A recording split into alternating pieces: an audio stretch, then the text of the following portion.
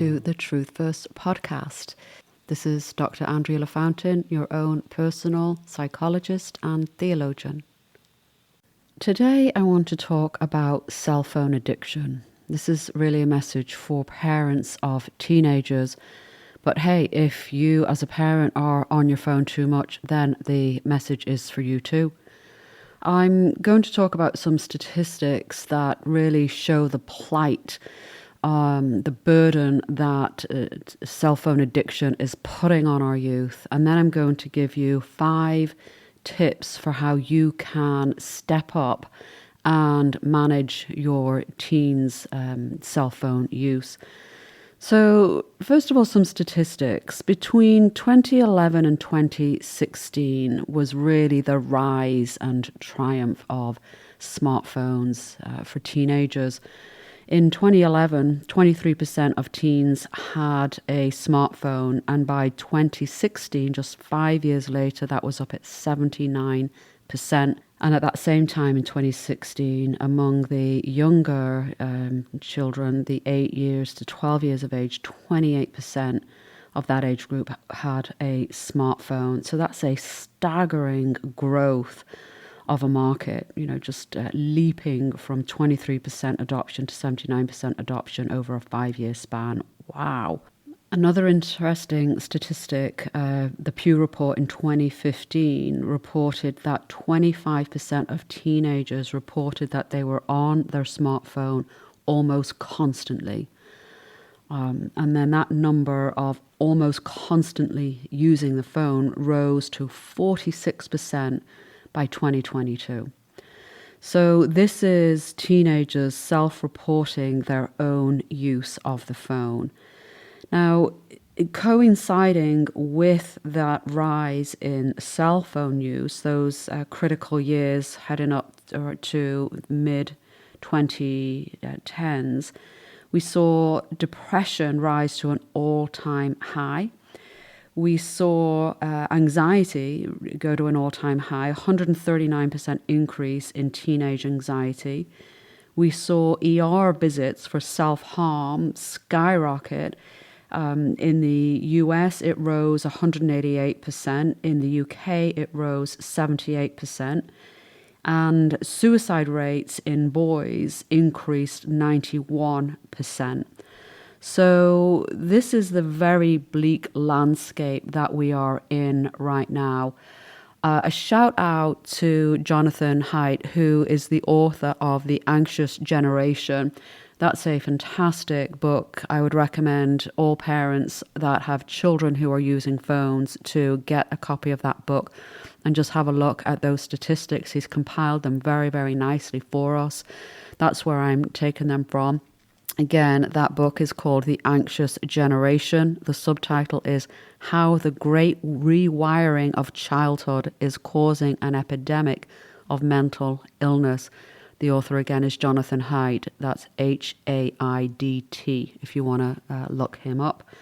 So there we are. That is where our children are right now. Depressed, suicidal, anxious.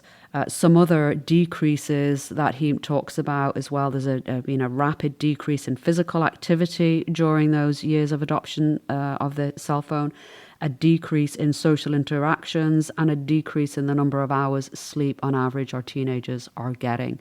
And that's a time when they actually need more sleep. So not a very happy affair for our teens. Is it any wonder they're collapsing with rage and anger and frustration, and they're even losing a grasp on their own identity because they're so sucked into this false world of cyberspace.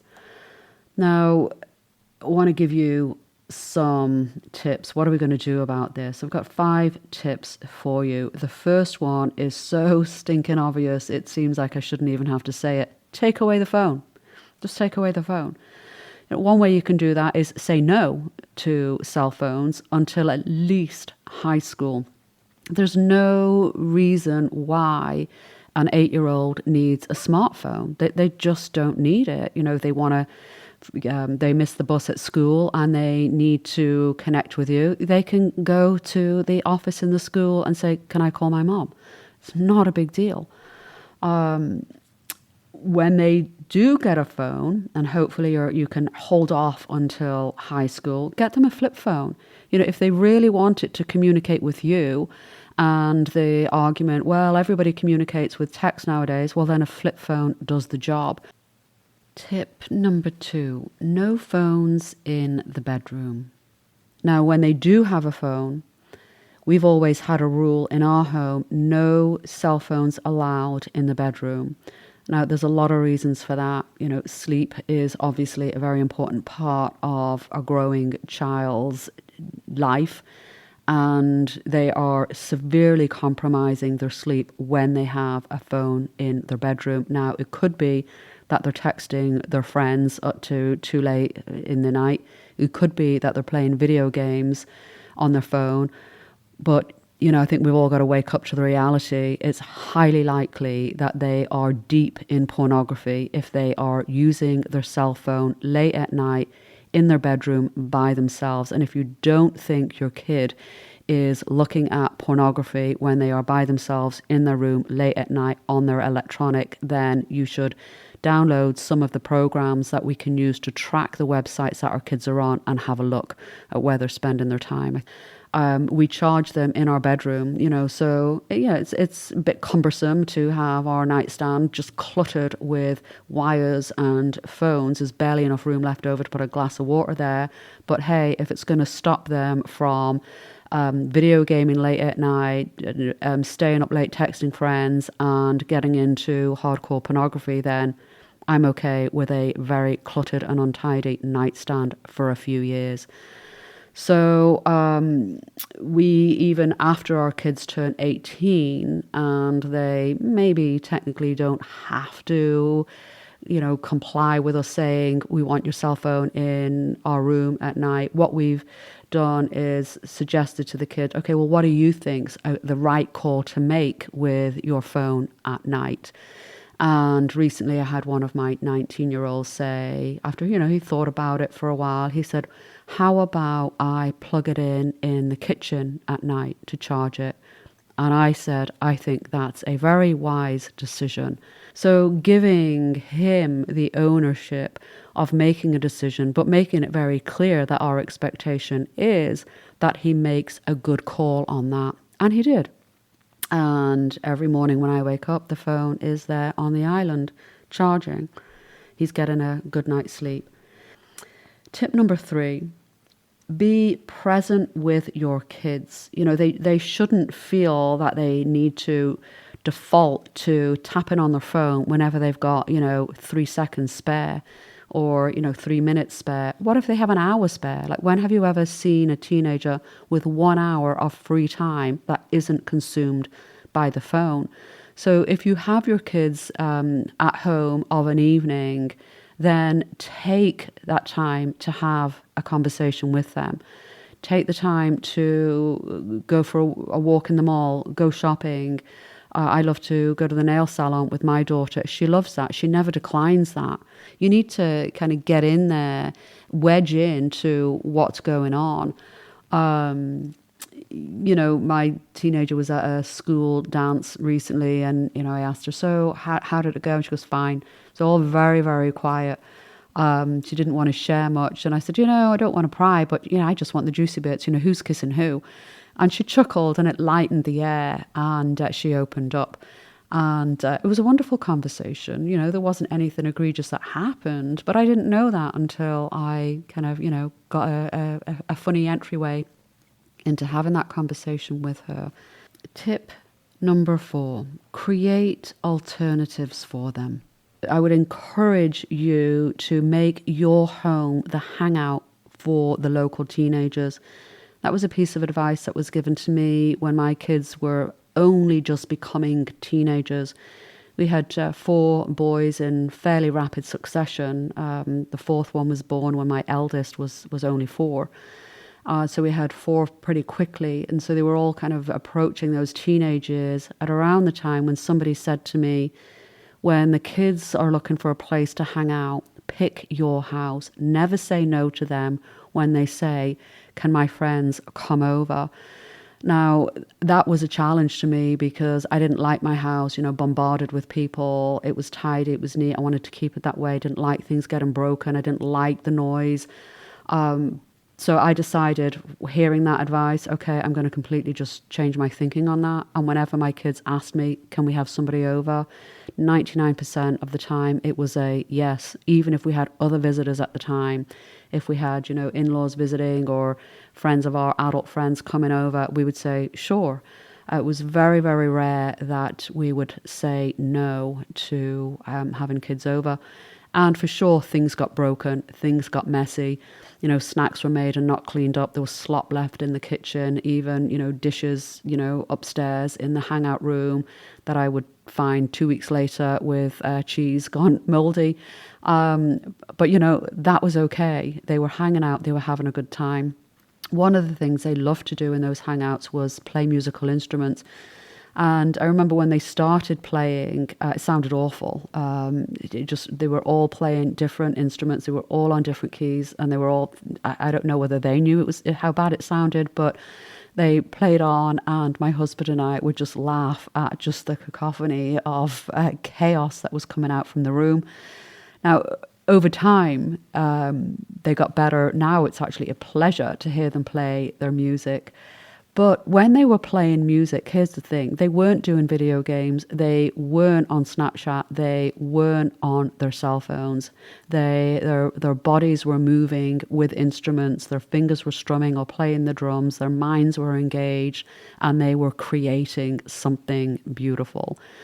Tip number 5, be vocal with your teenager. Don't shy away from having the tough conversations. You have to talk to your kid about pornography before you hand them a device that is rampant with hardcore pornography. You have got to have that conversation.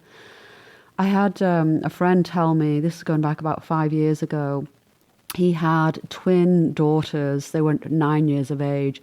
And we were talking about, just the need to have really tough conversations from a very early age. And he said, just last week, my 2 daughters came to me and one of them says, hey, Dad, what's masturbation?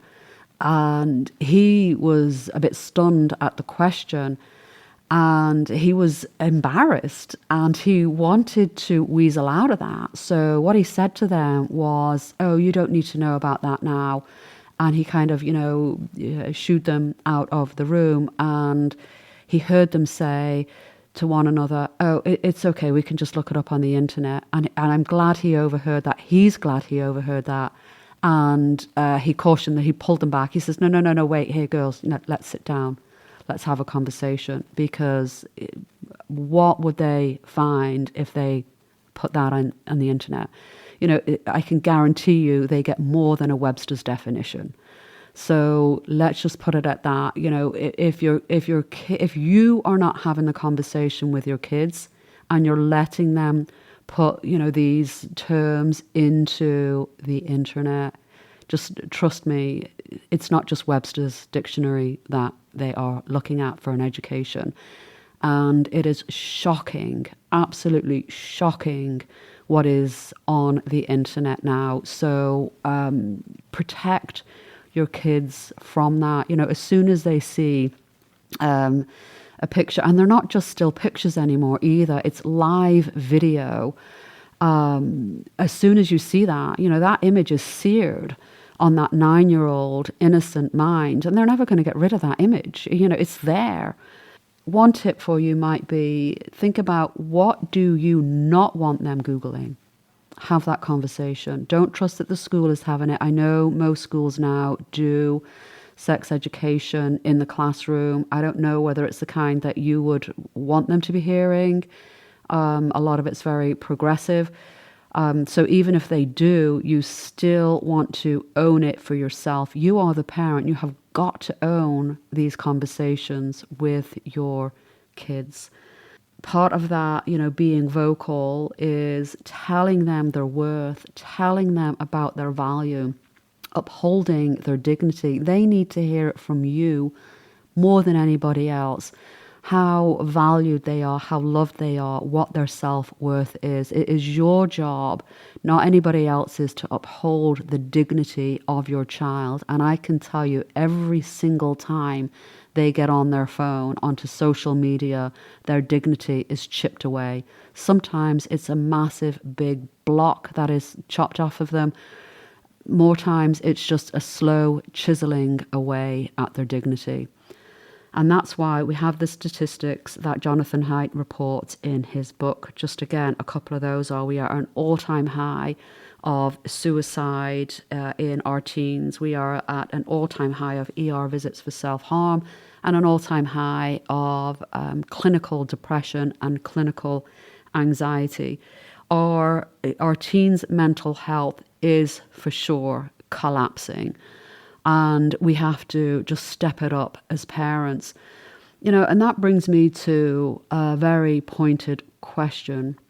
Why are parents allowing this?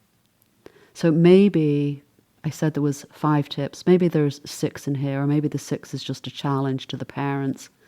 Why are you not more on point with your kids' use of social media? Why are you okay with their dignity being lobbed at day after day after day, with their sleep being compromised, with their identity being compromised, with cyberbullying and shaming meeting them every day they are on the phone? Why are you okay with pornography addiction? And I think if you haven't seen the sites that your own kid is looking at, maybe you don't even have that technology, those apps on their devices, why not? Why not? If you're not going to parent your kids this way, then you need to just examine yourself. And maybe the problem isn't with your kids. Maybe the problem is with you as a parent, not stepping up, being afraid of your kids saying, "Don't you trust me?" Yeah, okay, yeah, I don't trust you. No, give me the phone. You are allowed to do that. As a parent, you are allowed to say no to your kids. You are allowed to have them have a temper tantrum. Now, if they do, that's another conversation about why they react in that way. But you are allowed to say no to your kids. And when you don't say no and they're playing with fire, then expect them to be burnt. And who's responsible for that? Is it them, or is it you as the adult? Just something to think about. This is Dr. Andrea LaFountain, your own personal psychologist and theologian.